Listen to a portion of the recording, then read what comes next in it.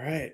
We are live. What's up, ladies and gentlemen? Welcome back to the Brew with Matt and Mike. Wisconsin gets a 5 seed, and they are matched up against High Point in the NCAA tournament in Arizona's region. And if they beat High Point, they will be matched up with Arkansas. So pretty exciting stuff here, Mike. What do you think? Do you think this was a fair draw for Wisconsin getting a 5 seed? Well, what are you thinking? Initial thoughts. Yeah, I think it was. I mean, if you look at just the number of quad one wins that they got, and they had arguably three of the best wins in the country in terms of where they went, who they beat, going into Michigan, going into Illinois, and going into Purdue. And they took those games against three teams that were 3 seeds or better, 3 seed, a 2 seed, and a 1 seed. They went into their houses. They stole some stuff. It was great. So I think, a 5 seed is very, very deserving. I was a little bit surprised to see them on the 5 line, but I was also pretty happy with it. Like, I know everybody gets scared of the 5-12, but I think for me, I like them going up against Arizona. I think that'll be a really fun matchup if they can make it there. And then obviously going up against Arkansas as the 4 line, assuming Arkansas makes it all the way through, it's going to be a great point guard matchup because Arkansas has one of the more talented point guards in the country as well. Yeah, a lot of youth on Arkansas mixed in with some older guys as well, but you see a lot of high-ranking guys, kind of old school John Calipari, where he's got the best recruits coming in, freshmen, sophomores. And I'm also looking at we got a comment here, and I'm going to have to push back on this comment. I mean, on the season, High Point is ranked 33rd defensively in the country in defensive efficiency. So, I mean, and they also, I believe, they lead the country in steals per game. I don't think they're asked defensively. Yeah, they're not asked defensively. And the other thing I want to point out is that High Point, they're really old. You guys, I'm always a believer that age, and I've said this many of times. It's a big asset in college basketball. This team is super old. This is for High Point. This is Flynn Clayman's first year as the head coach. He was associate head coach from 23 to 25, and now he's the head coach. He brought in a whole new cast of players. This is a lot of guys who've been everywhere, junior college guys, former high major guys. Their third leading scorer is in his 6th or 7th season, I believe, and he started off at Kentucky. And that's their third leading scorer. And they got some guys that are bounced around from mid-major to mid-major, but they're old. They got some talent. They don't have a ton of size, but they're not bad defensively. That's definitely not the case. Brett. Yeah. Well, what do you think from Brett's comment here, Mike? Undersized post guys. Sometimes it can cause problems. That we've seen that in tournaments past of, smaller, maybe more mobile bigs giving teams with a lot of size a lot of problems. We'll see if that actually happens. I feel like our bigs are athletic enough to deal with undersized bigs, and they're physical enough to do so. Especially looking at Winter coming back. We're assuming, we don't know what his percentage of health-wise is, but from all things considering, we're not going to know until tip-off. That's something that stays pretty close to the chest, especially this time around. But if he can be lateral, he should not have a problem with some undersized bigs. Same with Billy Auskis. I mean, they've seen other undersized bigs in the Big Ten, so we've handled them quite well. I'm not overly concerned about them. And one more thing with High Point and their defensive prowess, like they're scoring 90 and they're holding teams to 70. So when you play in a possession game like that where you're pushing the pace and still holding teams to 70 and having a 20-point per game differential, like that's not by accident. That means they are dominating things and they're doing really, really well. They don't turn the ball over very much, under 10, like 9 a game, averaging about 16 assists a game. So I watched maybe 15 minutes of their game right before we hopped on. They got a nice little point guard. They got an athletic scoring 4-man. So the team is dangerous. It's not that it's going to be a cakewalk for us. And that's how it should be. It's never easy in the NCAA tournament. You're playing the 68 best teams in the country, generally speaking. Yeah. Yeah. And the way I look at this is that Wisconsin, I mean, Arkansas, High Point, I mean, these are you got to beat good teams in order to make a run in the NCAA tournament. You can have, a little bit better paths than others, but ultimately you're going to have to show up and be ready to rock and roll. Mike, what do you think about a potential matchup with Arizona in the Sweet 16? I love it. I love it. I actually I like the path that Wisconsin has right now. They get to go against a team that has a high octane offense. It's literally, all right, well, we shoot more threes than they do. That's one thing. We shoot more threes. They average around 9 a game. I think we're up close to like 11 or 12, right? Makes. They average 9.2. I don't have Wisconsin's off the top Yeah, of my head. but we shoot more. We definitely shoot more threes than they do. But it's going to be a really fun offensive game, which I'm really excited to see how Wisconsin handles someone who plays like that. Yeah, and go ahead. Sorry. No, you're good. You're good. What you got for me?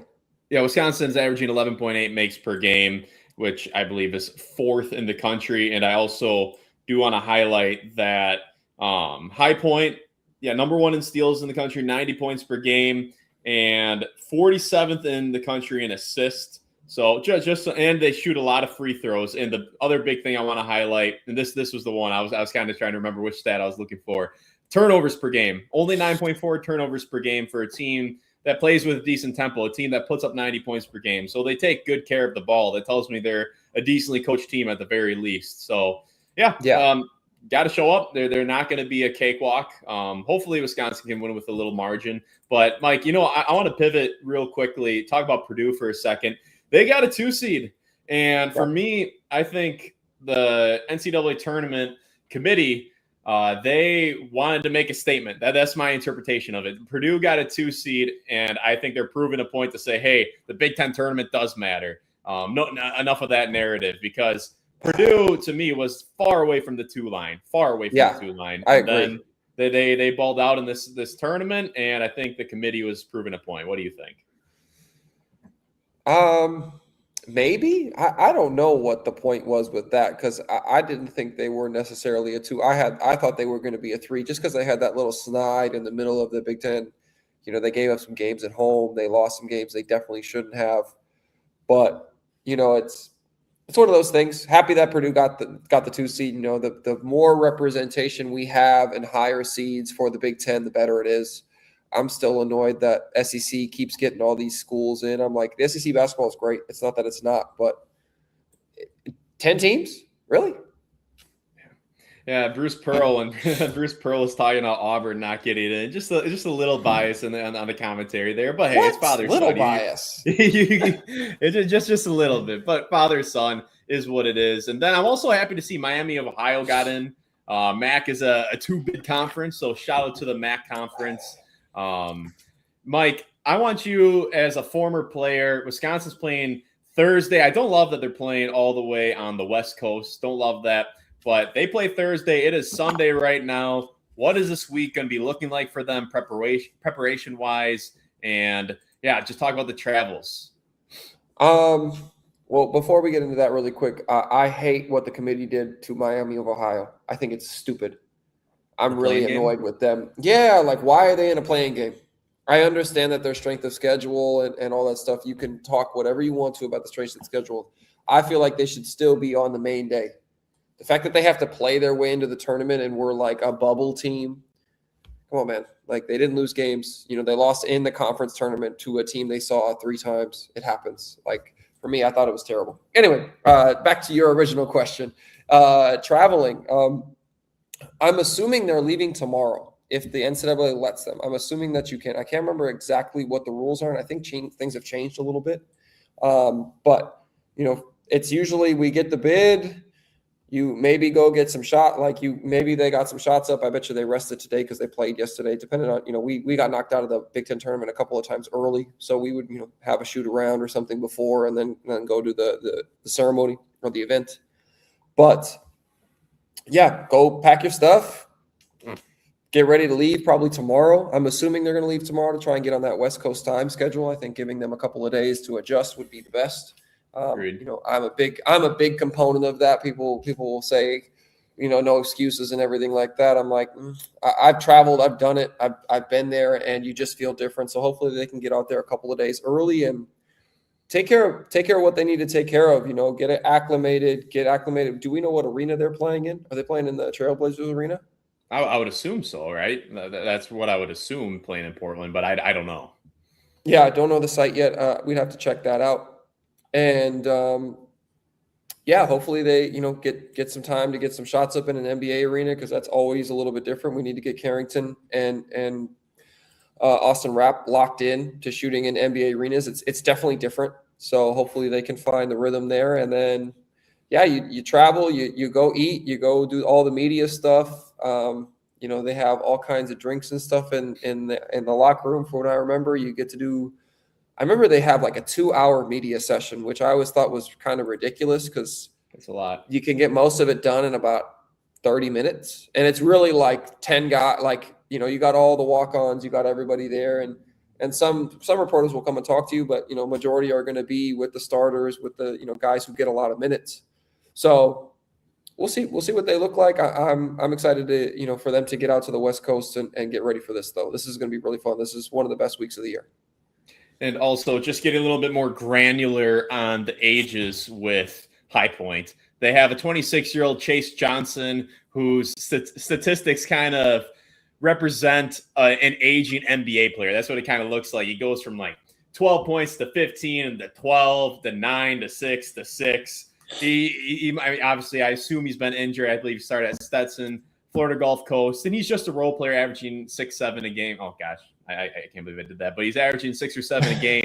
But 26-year-old Diallo's 25 for them.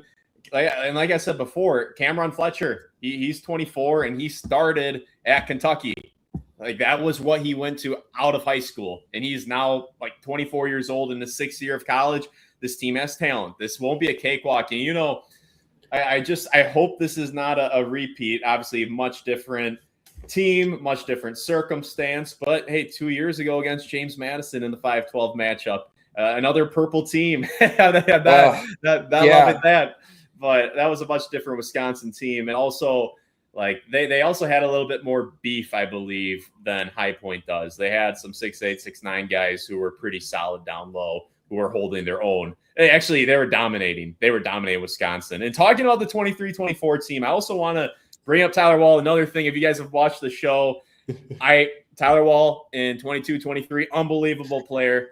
So good. We should bring Tyler Wall on the show. But he sprained his ankle early January of 2023 and never returned to the same player that he was in November and December of 2022. Mm-hmm. So that's just something not to be on the negative side, the pessimistic side, but it is something to remember. Like ankle injuries, we don't know what Nolan Winter is going to be looking like. I really hope I hope he can be close to what he was, or 85, 90, but ankles, they can be tricky, man. They can be really tough, and he wasn't putting any weight on it.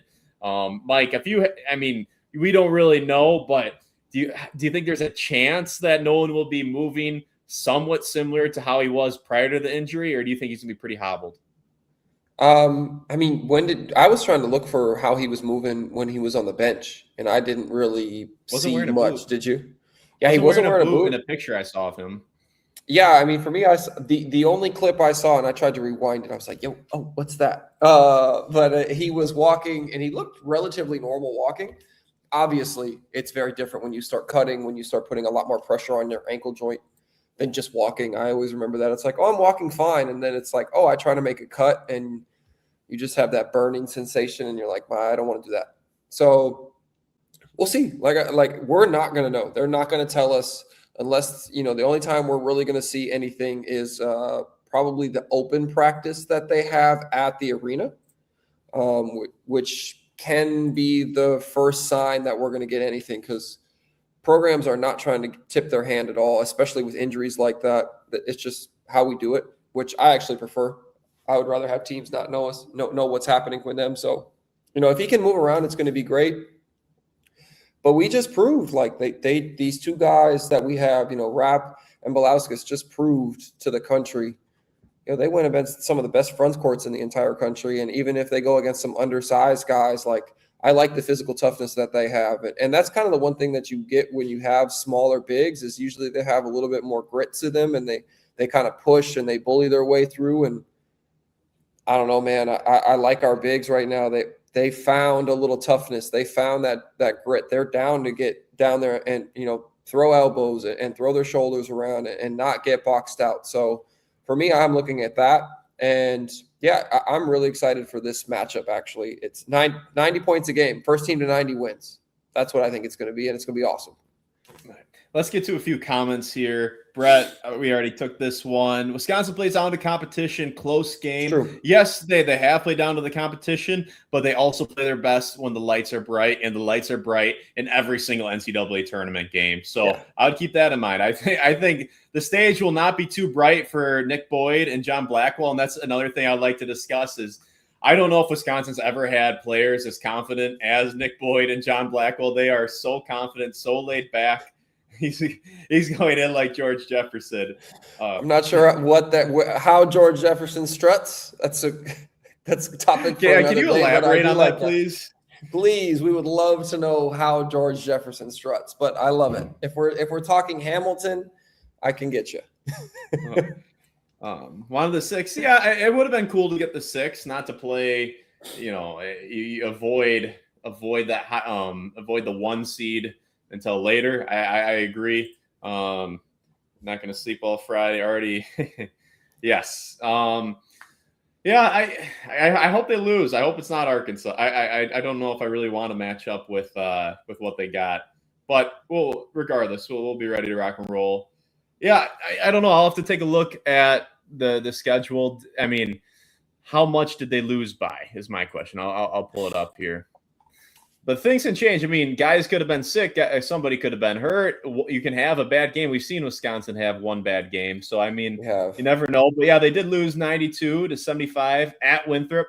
So, I mean. On the road, it's tough. And they Winthrop was the second best team in their conference. So, they went to they both met each other in the conference championship. And, High Point took a win. There is a game on YouTube that I was watching. It was High Point versus Furman. So I actually wanted to watch that game because Furman got into the tournament as well. So I was like, oh, okay, this is a like-minded opponent. That was what I was checking out from them. And that's where you can kind of see their point guard, Martin. I'm looking forward to this matchup with Boyd and Martin because they're both pretty athletically gifted, pretty quick. I'm curious who's got the faster burners and who's gonna will their team to victory. Yeah, they housed Furman in the first game of the year, but good catch, Mike. They did house Furman in the first game of the year, and they haven't played any high major teams yet. Like this, Wisconsin will be their introduction to playing a high major team. So they didn't play a single high major. Like Furman is the best team they've played, arguably. And then, yeah, going through a few more questions here. Committee street cred. I don't know. I really think who knows? Who really knows? But I think part of it was the Big Ten tournament rewarding them for some big wins there. Mike, are you a little happy that Wisconsin did not play today? Like I can't lie. I am because for me it's more there's things that I don't want to happen. I don't want overtime. I don't want some players playing too much. I don't want they're lazy and tired. I don't want somebody getting hurt. Like I would love to win the Big Ten championship. But we've seen it historically. Teams can get grinded down a little bit and then show up flat in the NCAA tournament, especially. And Doug Gottlieb had a great post about this. If you play on Sunday, you should not play until Friday. So if Wisconsin would have got Portland regardless on a Thursday and they played tonight, hell no. I'm not making that trade. No, I'm glad that Wisconsin did not play today. I'm proud of how they played yesterday. There's no way you want to lose, but if you're going to lose, it's how they lost yesterday. Mike, what do you think? Are you happy they did not play today? Yeah, I think obviously as competitors, when you play a basketball game, you're trying to win. If you're not, go home. Stop playing. You should want to win games. So I was very proud of the way they played, the way they came back. They found some good rhythm, I think, which was, and they continued to have really good rhythm within it. So for me, it was great to see clearly their work was done. We knew where this team was getting into the tournament, them winning another game, maybe winning against Purdue again, maybe could have pushed them to the 4, maybe, but I doubt it. We had some earlier losses that we got mollywopped a little bit earlier in the year that they were going to hold against us. So for me, it was like, man, we got our work done. We played well. We had as best we could in terms of we came out healthy, and our 2 guards that have logged heavy minutes. This is the thing, people say looking at the game yesterday, Boyd had a little bit more of a rough shooting night. It's like, he had 38 the night before. Same with John Blackwell. When you put up those type of numbers, it's all effort. It's not an easy thing. Your legs are going to be heavier. So I'm happy that both those guys got to rest today. They got to heal up a little bit because they took some hard fouls. They were dealing with big humans screening them and pushing them around. So yeah, for me, I'm happy that they're at the crib, they're resting, and then they're going to go, I think they're going to go ball out. I think they're going to go ball out. They've been playing so well these last couple of months. I think they're going to just keep doing it. And Nick Boyd's made a Final Four run with a mid-major team. So I think we have some experience heading us like that spearhead, and he's got the dudes behind him to back him up. How much does it matter having been there before and making a run?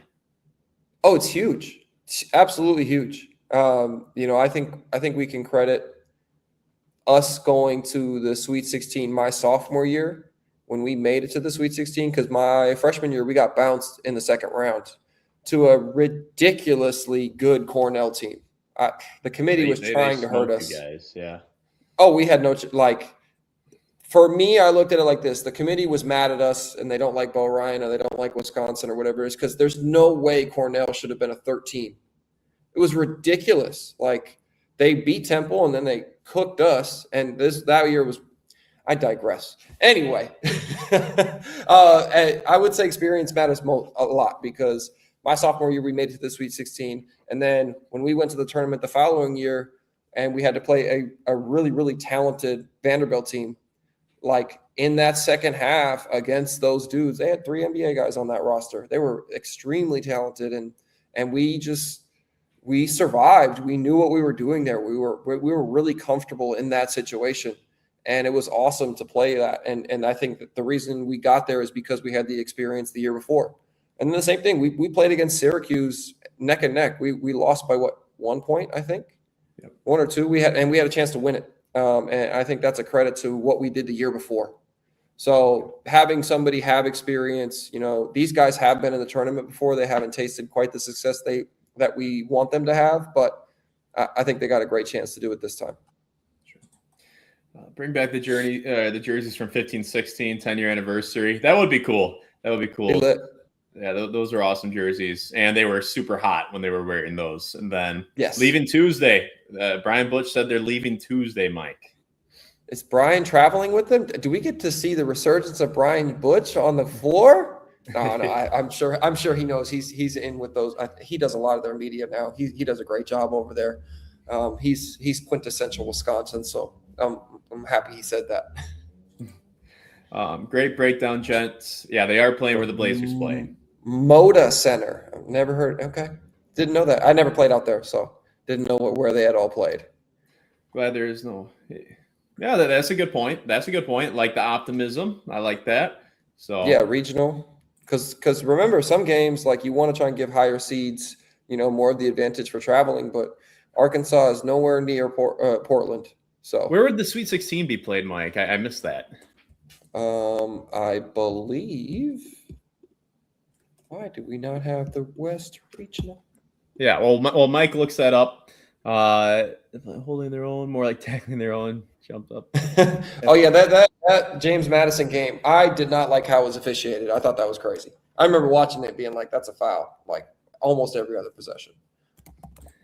I was watching YouTube. Boyd, I didn't see that. Yeah, he did. Yeah, no, he totally. The moment won't be too bright at all for Boyd. And yes, I remember that clip. I believe that was against Memphis. This was 2023. And holy cow, has the world changed since 2023? Like it feels like 10 years ago, because back then you had 2 mid-majors, San Diego State, Florida Atlantic, make the Final Four. They squared off in the Final Four. And that's just not going to happen. You had Florida Atlantic had a bunch of continuity, including Nick Boyd. You had guys who were there for 2-3 years who start off as freshmen, and then they finish their career elsewhere. But that kind of continuity, San Diego State had some decent continuity, a lot of age. Like you might see a little bit of that at San Diego State, but at Florida Atlantic, that's never happening again. It's unless something changes in the world of college basketball. But yeah, that if he doesn't hit that game winner, Florida Atlantic doesn't go on that run. Memphis that year was pretty good. I thought Memphis might make a run. I think I had Memphis making a run. They had a really old player who was like 28. Yeah. And they have you hooped against them? Who is it? The dude from Memphis. I was just saying. I remember they had a really old player, and they had a pretty athletic team, and I like that Memphis squad. But then Nick Boyd had that game winner, which sparked that run to the Final Four. But that game winner and the circumstances for that layup to happen for Boyd to even have the opportunity were pretty wild. It looked like Memphis had it in the bag. Can't fly. Oh, yes, you're right. Yes, oh, wow. no snow where I'm at. No snow where I'm at. I'm too far south. But yeah, up north in like Door County, holy cow, they're getting like 30 inches or something like that. It is nuts, but it's a little too warm right here. I'm not sure. As right now, it's been too warm. I believe tomorrow we're going to start seeing some snow where I'm at. So yeah, I don't know. I don't know what the total is. And then didn't play because I. Hey guys, I'm just gonna say this now in the comments, just because I can let you guys know this. Also, you can be as mad as you want. I don't care. You have a choice. You can leave the snow. I understand you can't get spotted cow everywhere. I get that. And you know what? And cheese curds are not the same. But you can move. You do have that ability. He won't let us lose. No, you're good. You're good. I mean, okay, I should probably respond to that. Sorry, it's hard. You should, because you're the one. Because you're doing a great job. But you're also the one who's up there. You're like, oh, it's cold. I don't know how I feel about this. Yes, No, see, for me, I'm such a proud Wisconsinite. I really think there's a lot of like. You just go to these random towns in the state of Wisconsin. There's a lot of wonderful human beings. Go a little bit west of Milwaukee. Gosh, there's some. Down 94, some wonderful, wonderful areas. It's hard to beat. Gems. Summers in Wisconsin are incredible. And then for me, as a big basketball guy, I can withstand the winters. If I didn't enjoy the sport of basketball, then I would be way further down south. But I enjoy the sport of basketball. I've done some coaching where it's like, hey, I can make it through. I'll go to a Badger game. And there's stuff for me to look forward to in the winter. I enjoy the change of seasons in Wisconsin. We'll see as I get older if that changes. But for right now, proud Wisconsinite, want to stick around here. Then whenever you come and hang out down here, just let you know. You'll come down here and you'll maybe think otherwise. But I got you. Keep going on the comments. Sorry, that's my sassy comment. Bachelor party? Bachelor party? We talked about before. Oh, we did. Hey, I'll plan the hell out of it for you. I know exactly what we're doing. We're good. It'll be all age appropriate too. It'll be fun. There'll be no debauchery here. It'll all be just island vibes. Be a great time. Then one-on-one.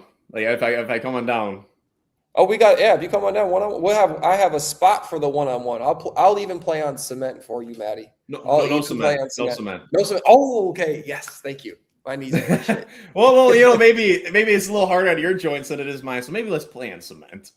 I'm just saying, there's some beautiful courts here. Like I was just at one by my house here. It's literally right next to a beautiful beach on the backdrop. So that would be the reason why. It'd be some great content. You'd be like, wow, okay, I get it. So anyway, we can get back to some comments and not 100%. Weather-related things. All right. Yes, mollywopped. Yeah, Mike is a great term. Thesaurus. Sometimes, yeah. I have my moments. It's a great term. Betting favorites against Arkansas. What do you think? Possibly. I don't know much about Arkansas's team. I just know they have a really talented point guard, and that everybody has thought he is like one of the best players in the country. So I would say no. I would agree. No, I know not the betting favorite. They have too many. I mean, you look at Wisconsin's top 100 recruits. You got one, and it's Nolan Winter, number 90 in 2023. I'm going to pull up Arkansas real quick.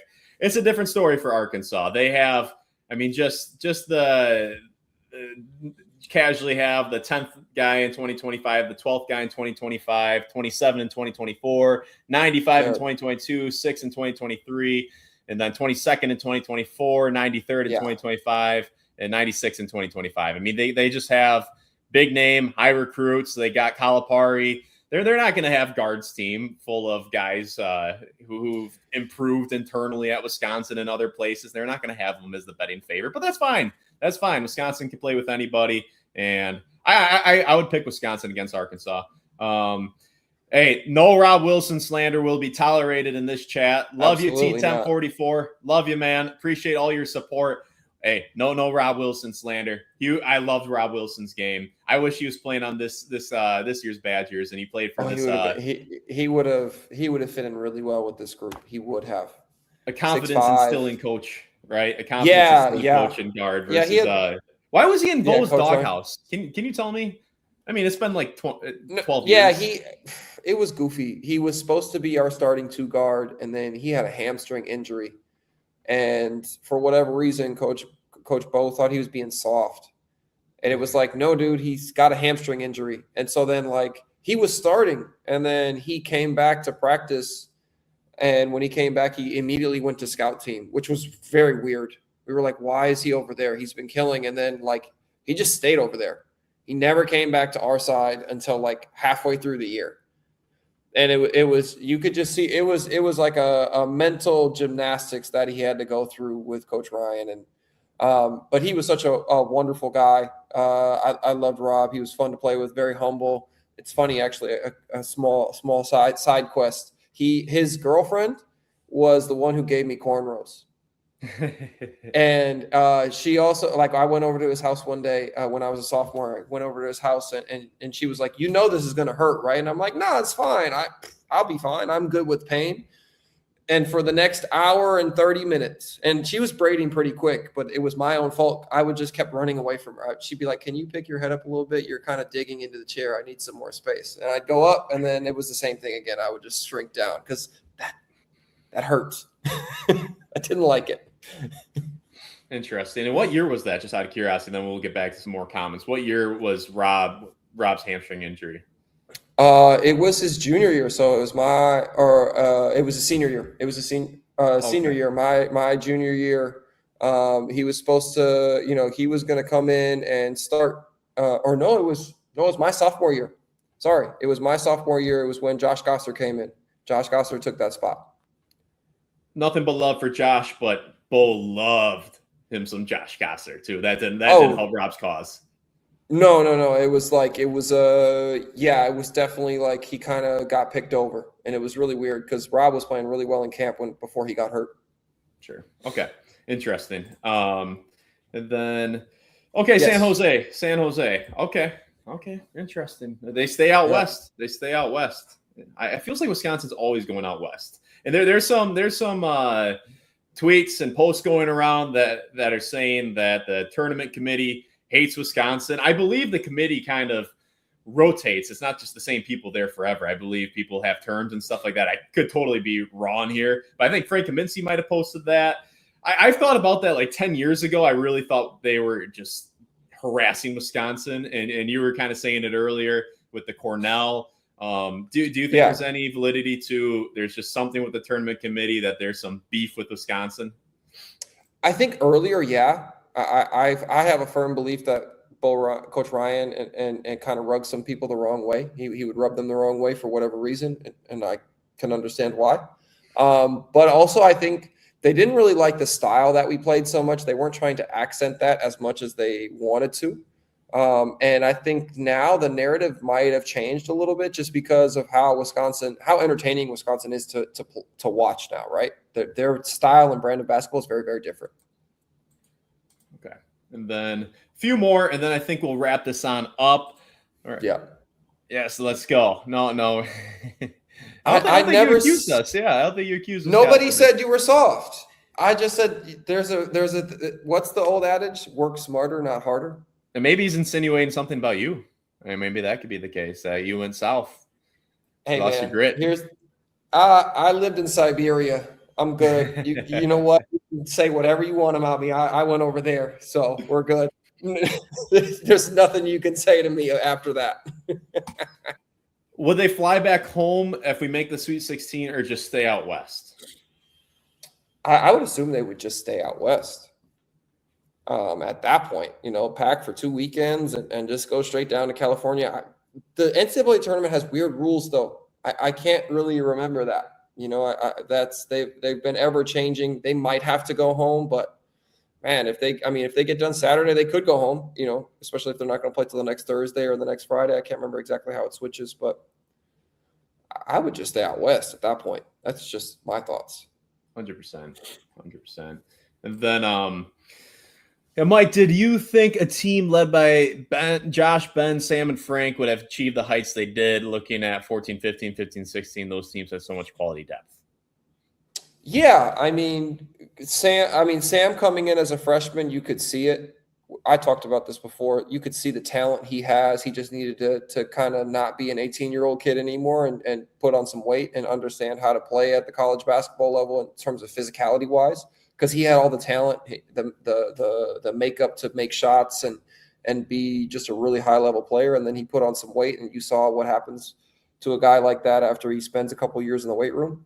The biggest evolution I did not see, but we kind of saw, was Frank.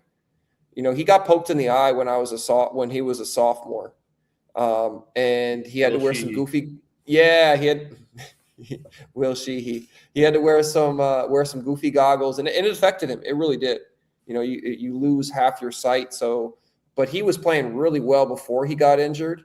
So we could kind of see what was on the horizon. And then I just remember after I graduated, I came back and played open gym with them right before I went over to my first job overseas. And dude was just on another level of just like hitting shots and getting to the spots he wanted to. And because he was 7 foot plus, nobody was bothering him. You know, like throw back to Evan Anderson. Like he had Evan Anderson mauling him and he didn't care. So, you know, like you could kind of see that. And then obviously Josh coming back from his ACL, you know, he was a great player. He was a great connector. And then Ben was just a relentless worker. I always remember Ben shooting after practice. Like we'd be going eat and we'd go hang out, and then we'd come back down and I'd be on my way back home. And, you know, I would have put up, 15, 20 minutes worth of shots. Ben was putting up hours worth of shots after practice. So the biggest emergence I saw was actually Duye Dukin. I was really happy when he got it. He merged into that lineup and found his niche there, because he just had a little bit of tough go. I was also not the nicest person to him at playing, just because I wanted my minutes and he was trying to take my minutes. So we had our own competitive thing going on. But yeah, he was a big piece for them. And then, yeah, you could kind of see it though. Like they had talent.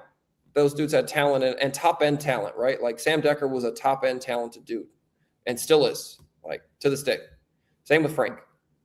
100%. And I think that's a good point to wrap it on up. We'll be back very soon with more content. We'll be breaking things down, maybe have some guests on the show. But thank you guys for watching, for tuning in and hanging out with us.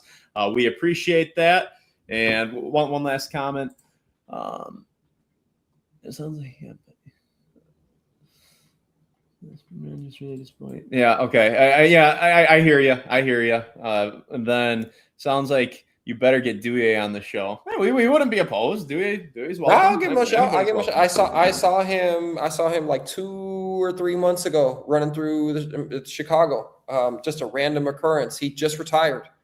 He's going to be an international scout for the Bulls, following in his dad's footsteps. Yeah, it's super cool. He's doing really well. He was so much taller than I remember too. When I walked past, I was like, "Is that Duye Dukin? Damn, he's a giant human." Let's go. All right, I got my one in. Yes. Let's go. So, all right, ladies and gentlemen, thank you very much. We appreciate it, and we will be back again soon. So stay tuned, hit subscribe, and have a great night.